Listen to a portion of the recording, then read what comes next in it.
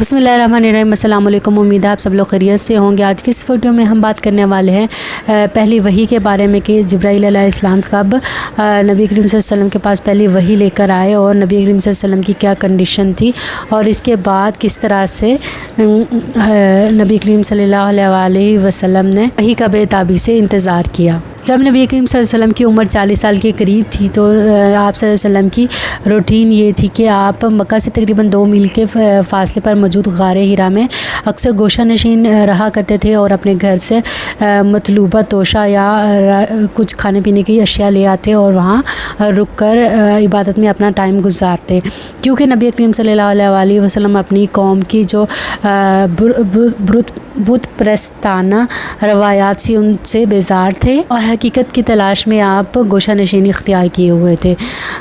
लिहाजा इसी तरह आप एक दिन गारे हिरा में खलवत नशीनी में थे कि अचानक जिब्राईल अलैहिस्सलाम कुरान पाक की चंद आयात लेकर आए और ये आयात जो हैं वो सूरह अलग की थी और सूरह अलग की पहली 5 आयात थी और जिब्राईल अलैहिस्सलाम ने नबी करीम सल्लल्लाहु अलैहि वसल्लम से ये 5 आयात पढ़ने के लिए कहा और कहा इक़रा बिस्मि रब्बिकल्लज़ी खलक़ खलक़ल इंसान मिन अलक़ इक़रा व रब्बुकल अकरम। और इसके बाद वाली 2 आयात नाजिल हुई और उसके बाद नबी करीम सल्लल्लाहु अलैहि वसल्लम का दिल जो है वो तेज़ी से धड़कने लगा। आप जल्दी से हज़रत ख़दीजा के पास तशरीफ़ ले आए और हज़रत ख़दीजा से फ़रमाया कि मुझे चादर उड़ा दो।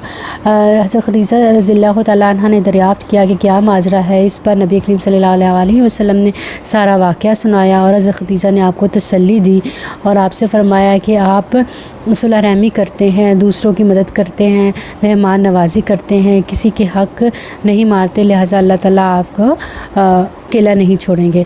हज़रत ख़दीजा नबी करीम सल्लल्लाहु अलैहि वसल्लम को अपने चचेरे भाई वर्का बिन नौफल के पास ले गई, जो कि एक ईसाई आलिम थे और अब्रानी ज़बान खूब जानते थे। इस पर वर्का बिन नौफल ने पेशन गोई गई कि ये वही फ़रिश्ता है जो कि हज़रत मूसा के पास और ईसा के पास आया करता था। लिहाजा उसने नबी करीम सल्लल्लाहु अलैहि वसल्लम से फ़रमाया कि आप ही अल्लाह के सच्चे पैगम्बर हैं और अनकरीब आपकी कौम जो है वो आपको आपके इस शहर से निकाल देगी और अगर मैं उस वक्त तक ज़िंदा रहा तो मैं आपकी ज़रूर मदद करूँगा। लेकिन वर्का बिन नौफल कुछ ही दिनों के बाद वफ़ात पा गए। इसके बाद अहले सीयर का कहना है कि कुछ दिन तक वही नहीं आई, जिस पर नबी करीम सल्लल्लाहु अलैहि वसल्लम में ज़्यादा इश्तियाक़ पैदा हुआ वही के बारे में और तजस्सुस पैदा हुआ और ये वही कितने अरसे तक बंद रही और कितने अरसे तक नहीं आए, इस पर मुख्तलिफ़ आराम मौजूद हैं। लिहाजा इसी तरह नबी करीम सल्लल्लाहु अलैहि वसल्लम एक दिन कहीं जा रहे थे कि उन्हें कोई आवाज़ आसमान से सुनाई दी। जब उन्होंने गौर फरमाया तो आसमान पर जिब्राईल अलैहिस्सलाम को पाया और नबी करीम सल्लल्लाहु अलैहि वसल्लम जल्दी से घर पहुंचकर चादर ओढ़ कर लेट गए और इस पर यह आयत नाजिल हुई या अय्युहल मुदस्सिर।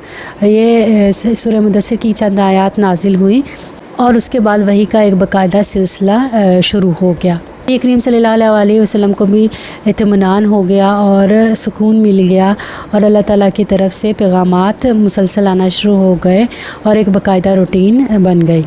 अगले वीडियो में हम बात करने वाले हैं कि तबलीग का आगाज़ किस तरह से नबी करीम सल्लल्लाहु अलैहि वसल्लम ने किया और सूरह मुदस्सिर के बाद किस तरह से नबी हज़रत ख़दीजा के अलावा जो दीगर उनके करीब के लोग थे उनको किस तरह से वही के बारे में और नबूवत के बारे में मुतला किया।